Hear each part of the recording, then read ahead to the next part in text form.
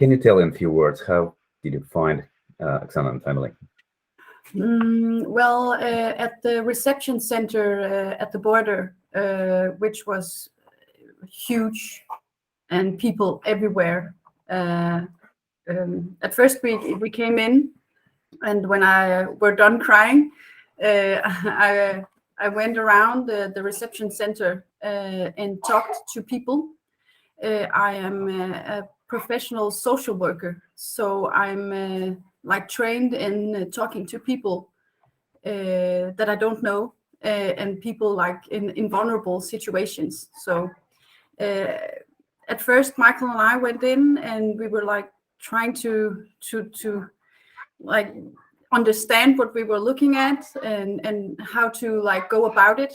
The difficulty in it was that Michael wasn't allowed to walk freely in the reception center because there were some areas that were prohibited for men.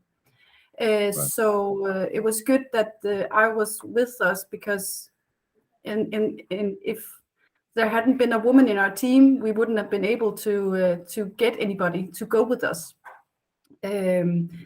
But after a while, I was walking around, and a translator found me, a translator from Bavarian. Yeah, he found me, and he walked around with me in the center and talked to people. I was walking around with my little flag from Denmark, and I had this note saying like 9 seats, free accommodation, safe travel, and all that, like the essentials. And I just walked around and felt like I was shopping Ukrainian people. Please come home with me. And then I was standing at the reception area, and Babushka, Vera, their grandmother, she came up to me, and she has glaucoma. So she like looked at my note and tried to read what it was saying. And the translator helped me to get into dialogue with her. And she took me to her family. And then we just talked for a while, and I tried to answer all their questions. Of course, they had a lot of questions concerning where we're going, what kind of country is it, what kind of people are we, and how can we help them. So the most difficult thing for me were to like convince these 6 people and 2 dogs that I was not a serial killer, that I would take good care of them, and that I would bring them to safety, and that they could trust us driving with them.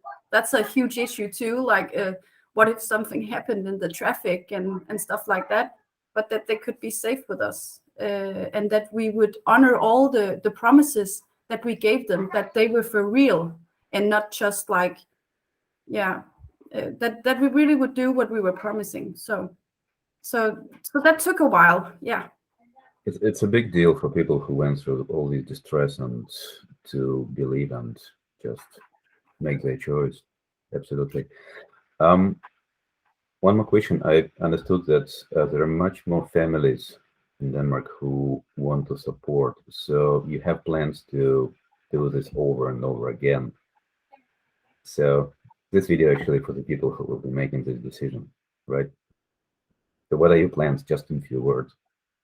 Well, in a few words, that's hard. But our plans is to drive back and forth between Denmark and Ukraine, the border at Ukraine.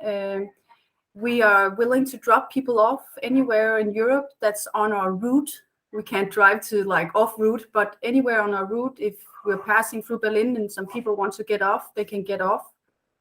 So we're just trying to continually raise funds for us to drive back and forth and make people trust us and take them to safe places. It's a purely non-profit humanitarian cause, and we use our spare time for it. I go to work 55 hours a week, and I use my spare time doing this with the team that I just met like a week ago.